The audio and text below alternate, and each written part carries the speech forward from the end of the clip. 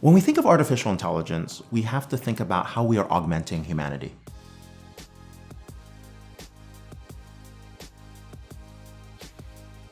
That is the best way to understand what AI is about to do. It is coming from a theory of machine learning, a practice of actual neural networks, the ability to go out and take learnings, apply them, and then hopefully make modifications on its own. And that is a level of automation with a level of intelligence. That's what's driving artificial intelligence. AI gives organizations the opportunities to understand demand signals, why people are making certain decisions, how those decisions are being made in what type of time frame, and really what are the attributes that drive someone to take action. That impacts how a customer comes into the fold, whether they buy something from you today, whether they think about you tomorrow, and more importantly, whether they are to some extent loyal to you in terms of what you stand for. That's where people are using AI. AI is also being used to retain employees, identify the top employees and talents, and keep them from leaving or going somewhere else. AI is also being used to help in the area of recall. Imagine if an 8-week recall cost you $8 billion. If you could get that down to 8 days, that would be $800 million. And if you get that down to 8 hours, we're talking about an $80 million recall. This happened to a large cell phone manufacturer.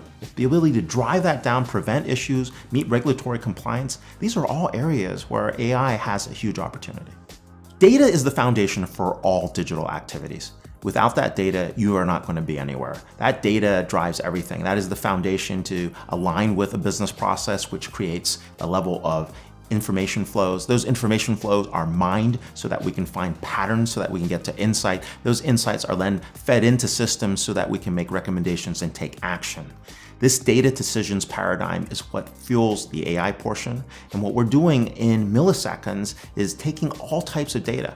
In fact, 60% of your mission critical data inside organizations are going to be accessed, not owned. So we're taking all types of data, some not validated, some without veracity, bringing them into the system, understanding what's happening, augmenting that information, transforming that information, mastering that information, and then ultimately delivering it to the right place at the right time with the right context in the right form factor on the right security model so that then you can actually take to the next action. And that is happening in milliseconds. And that is happening at a pace we can't humanly expect to understand, but more importantly, a pace where customers expect you to be operating at. So organizations do not have a choice on this AI bandwagon. We are seeing massive disruption, and this is happening because the organizations that have built the right data collection, the right machine learning, the neural nets that are in place are going to have a significant advantage. This is not a digital divide. We are in a winner-takes-all market.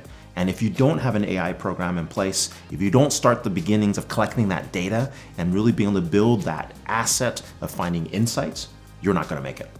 Now, there are certain organizations that have 7 elements that are important for AI. The first one is the ability to have compute power. The second element is large corpuses of data, right? So that they can mine it, look at it, look for the insights. The third piece is the ability to compress time. And if you can have that ability to compress that time, you now have the ability to actually make things move faster. And then the fourth part is really about having the ability to think about domain knowledge. How do you apply that domain knowledge? How do you put that into a process so that you're successful?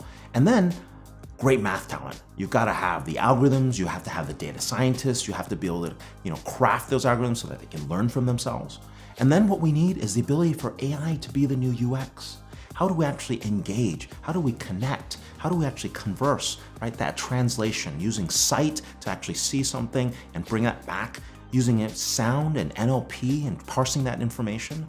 And then of course, thinking about how you actually have good recommendation engines. How do you take that next best action?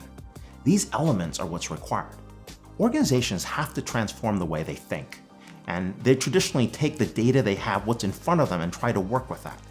We need to free our minds and think about what questions we've always wanted to ask that we couldn't ask because we might not have had the data, we might not have had the math.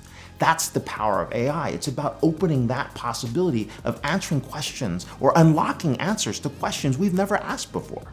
That's the requirement for success in AI, asking better questions. So, do I spend 10 more FTEs on a marketing campaign, or do I put $1 million to that campaign? Which one is going to get me better lift? I've never asked that question before, right? Do I keep my top 10% employees and I pay them 20% more? Is that going to impact retention better than if I actually put a company-wide bonus in place? Those are the questions people want to answer. We have 7 outcomes for AI that we have to achieve. The first one is, tell me what's going on. It's awareness. The second one that's important is start giving me notifications, alert me, tell me when something important is happening, that we've hit a threshold. Oh my God, something's overflowed. The third one is, how do we actually make a recommendation? Make me a suggestion. And then the fourth one is, how do we automate that suggestion? Today, we can fake the first 4. We can do it at limited scale, maybe for 1,000, maybe for 100,000 people or 100,000 interactions. But when we get to AI scale, blockchain, 100 million transactions per second, you can't fake it anymore. You can't do it with workflow. You can't do it with policy engines. You can't do it with complex event processing. You need AI, because ultimately what we're trying to do is automate these things, find false positives, build from there, and predict what is going to happen. The 5th option is prediction. The 6th one is prevention, and the 7th one is situational awareness.